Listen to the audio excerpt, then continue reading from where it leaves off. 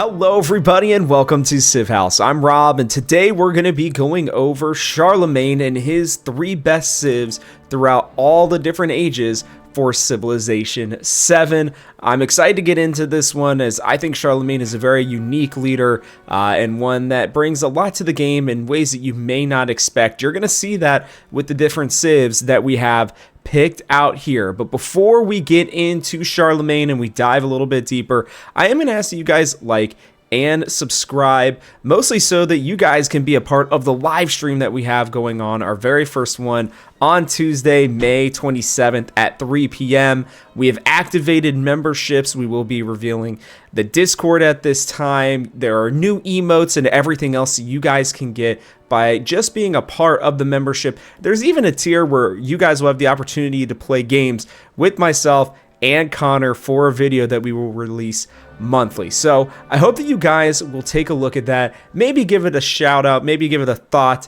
in the comments below as well if there are things that you guys would like for us to change. And we hope that you'll join this awesome community of Civ fans that we have here. But that's enough on that. Let's get into Charlemagne. Let's get to know him a little bit. So, he was the king of the Franks, the Lombards. He was kind of the guy who set the Holy Roman Empire in motion, really. Charles Magne, right? Charles the Great, essentially, is what that translates to. And he was, one of the major rulers during a time after Rome that, really needed sort of these bigger, more well-known rulers to kind of help and stabilize things in Europe. His leader, bonus, speaking of, is Father of Europe. Military and science buildings receive a happiness adjacency for quarters, gain 2 cavalry units once unlocked when entering a celebration, and plus 5 combat strength for cavalry units during a celebration. We are going to be very much locked in and focused on that, as you should be with every single one of these playthroughs. And we're going to go straight into the Antiquity Age. We're going to start with a civ that you may not expect in Maria.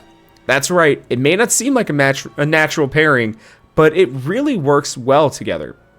The focus is going to be on military and happiness, as it generally should be with Charlemagne, and you will want to be in a celebration as often as possible so that you are spawning the, I'm going to probably ruin this pronunciation, but the Parabhetaras, I believe is maybe how that's said, and buffing them with the plus 5 combat strength. You need to make sure you're getting the wheel as soon as possible, right? So that you can get to, and I guess, sorry, I should have moved this over sooner, but so that you can get to these elephant units. They do have, the plus 5 combat strength already for fortified districts, but they are a little bit slower.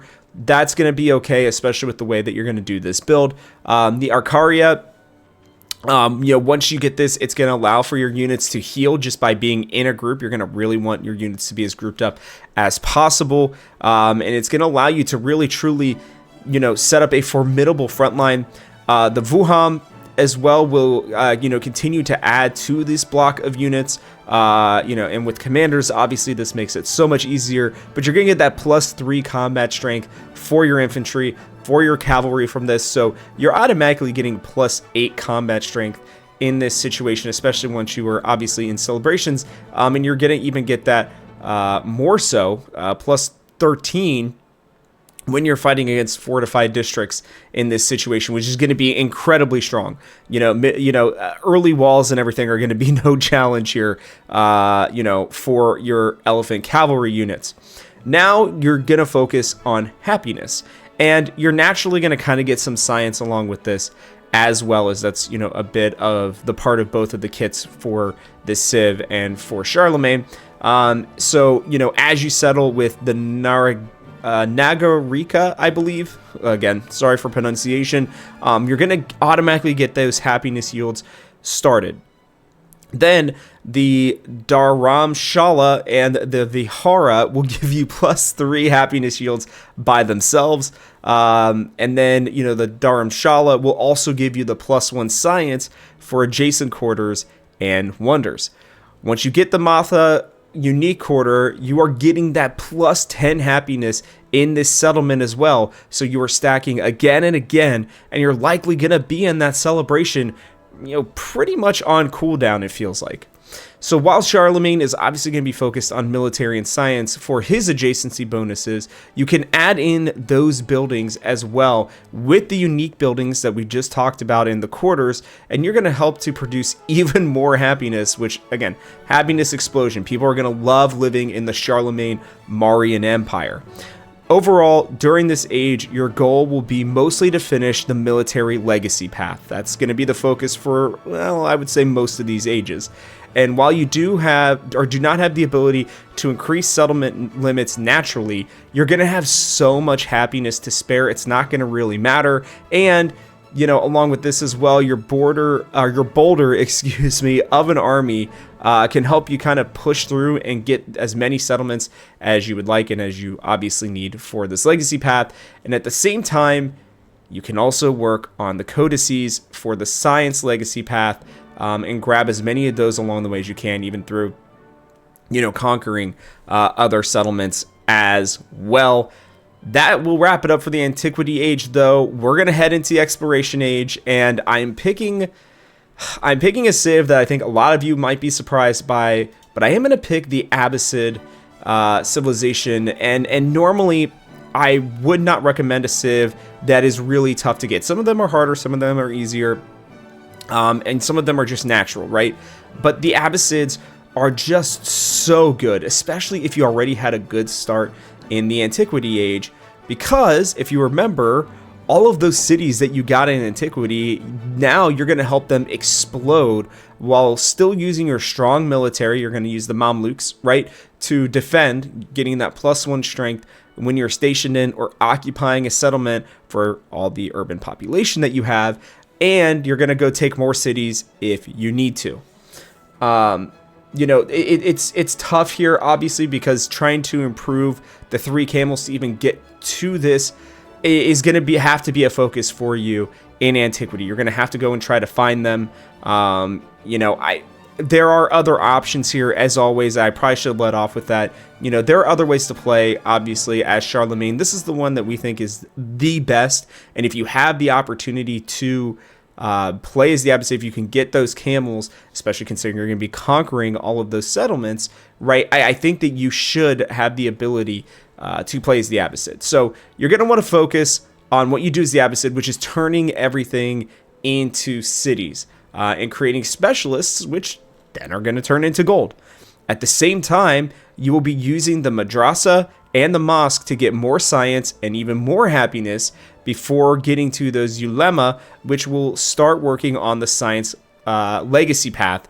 And this is really going to be your main objective. That's why I said military is most of the ages, which spoilered, I guess, for the modern age. But the exploration age, this is where you're going to want to look more at the science legacy path. Round City will help build these massive cities that you are needing, and it's going to help you, turn your settlements, into those cities, all the while still making more money, which is what you need to, right, make all those changes.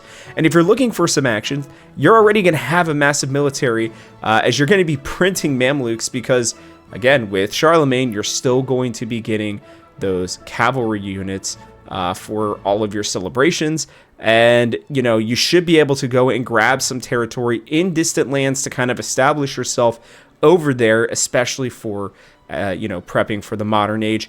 That said, you don't have to focus on this right now. It just could be nice for you to do that as well as completing, your science this time. They're completely flipped from what we did, obviously, in the first age. There are other options, like I said again.